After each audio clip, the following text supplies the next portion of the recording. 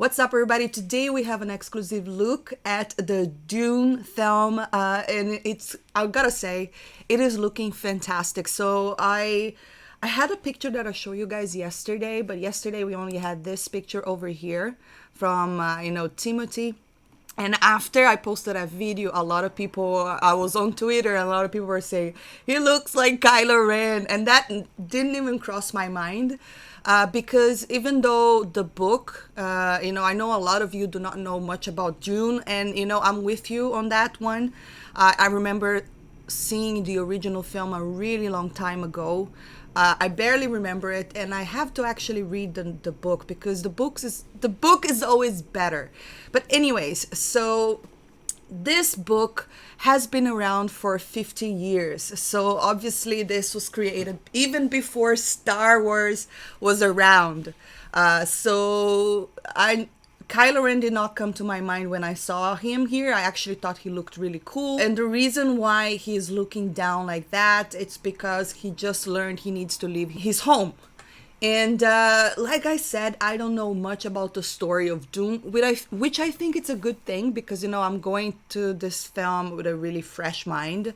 But so far, all these pictures that have been revealed by Vanity Fair got me really pumped and excited. I really like fantasy, I really like sci-fi, I really like exploring new worlds. And, the cast is really, really interesting. So here we're gonna have a look at Zendaya's character, Oscar Isaac. We're also gonna have a look at Jason Momoa's character and Thanos himself, Josh Brolin. But anyways, so the first picture that we're going to have a look is at this one over here. So here we have Timothy character in the desert. So I believe that this was shot, according to the article, in Jordan, which is where they shot, I think, Indiana Jones, I think a little bit of Star Wars as well. But I mean, let's just talk about the costume.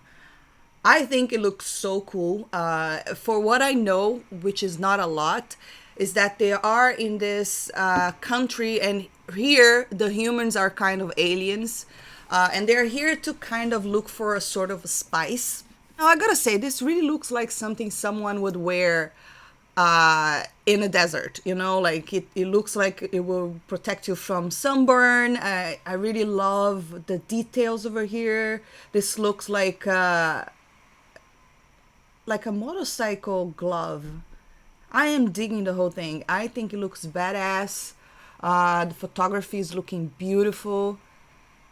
I'm super excited about this. Seriously.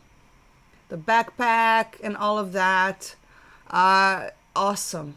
Let's go back to the article. And then we have Zendaya here. Her photo's right here. So now we have the blue eyes. I actually forgot what's the deal with the blue eyes. Let me see if I can. But I believe it seems like this is not going to be digitally made. It seems like it appears to be lenses.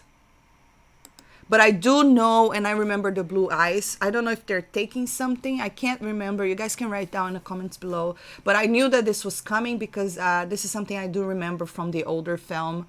But some people are also dropping comments on my other video telling me that I should check out the miniseries. The TV series were better than the film. Like I said, I only saw the film a really long time ago, and I don't remember. And in fact, what I really want to do is read the book. I believe that using lenses is probably the way to go. So that is pretty cool. Let's see what he's saying over here, if there's anything about her character. They weren't on Earth anyway. They were on deadly, dusty, dry, battleground planet called Arrakis. In Frank Herbert's epic 1965 sci-fi novel, Arrakis is the only known location of the galaxy most vital resource, the mind-altering, time and space warping spice. So this is what they're looking for. I knew there was something to do with the spice. And the name of the characters in there is playing is called Shani or Shani. Hopefully I'm saying it right. So I am actually digging this. Let's just jump to the next picture. So here we have Jason Momoa, Josh Brolin, Oscar Isaac. I just forgot her name. I just saw her name, but and then Chalamak, and I'm really digging the suit. I mean, they look a little bit like, militaries here. They're on a mission. It's kind of weird to see Jason Momoa so clean look, not wearing a beard. But I think that all of this is looking extremely exciting, you guys. Very like futuristic. I'm enjoying it a lot. So let's jump into the next picture. So here we have the director. So he's the same director of Blade Runner 2049, which was an incredible film, beautifully photographed. And I gotta say, look at the suit. I'm enjoying this. This is looking great. I'm getting like Blade Runner vibes, yes, for sure. But also trying to remember what's that film? Mad Max vibes. Right here. I am excited for this. Let's jump into the next picture. So now we have more pictures over here. Josh Brolin is looking fantastic. I am really enjoying the suit. It's looking great. He's playing Gurney Halleck. And then we have Rebecca Ferguson. This kind of reminds you of Star Wars. So I think for people that grew up with Star Wars, we're going to think this is very similar. But you have to remember, this was actually done before Star Wars, at least the books. Perhaps the look now, it could be Star Wars inspired. But the book itself it's 50 years old. So Rebecca Ferguson is playing Lady Jessica Atreides.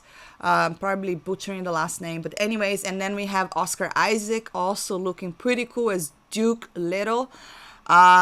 With Josh Brolin at the end there. I am absolutely digging all of this. It's looking great. Scrolling down, we have Jason Momoa. Let's have a look at his picture over here. And this reminds me a little bit of like some samurai stuff. And here he's looking more like Jason Momoa with his hair down. I am enjoying the photography. You can see that every single photo that they gave us has a specific look, different colors. I'm 100% sure that the cinematography here will be breathtaking. Hopefully the story will be very engaging as well. And I'm pretty sure, I don't know, I just think that this is looking excellent. And then we're moving down, we have another character over here. Now, I was reading the article, and this character over here, I think she looks really cool. I am really enjoying the suit, like I said. She looks pretty badass. However, she is a gender swap character from the original book.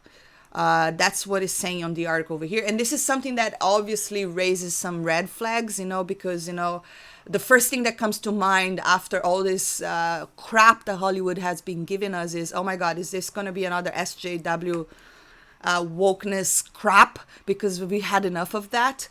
But to be honest with you, it doesn't really look like that. Well, what he's saying over here, look what he's saying.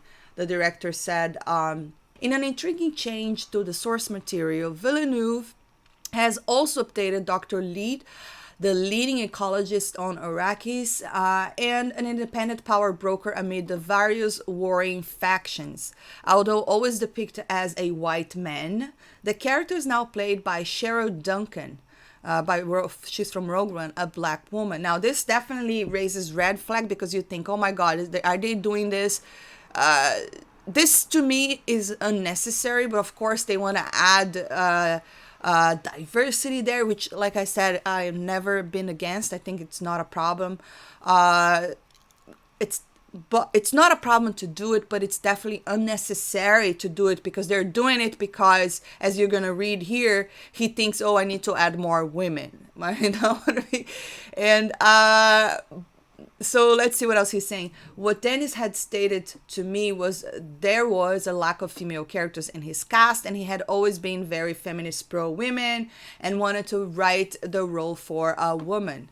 Duncan Brewster said, "This human being manages to basically keep the peace among many people. Women are very good at that, so why can't Keenis be a woman? Why shouldn't Keenis be a woman?"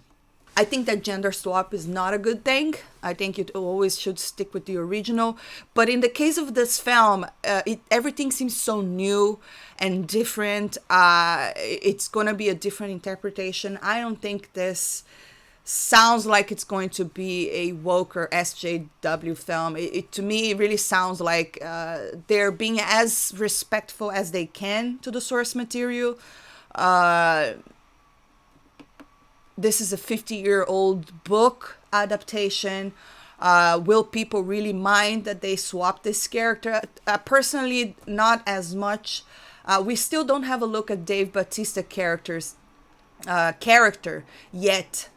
But let's see if we have any. I think that's it as far as his pictures go. But yes, guys, I've got to say, apart from this, that is a little bit worrying, taking all the SJW crap that we've been given, I think that this is looking extremely promising. I know that this book has really interesting ideas. And I have, especially now during the pandemic, is the right time to read books, right? So I definitely want to look for it and check it out.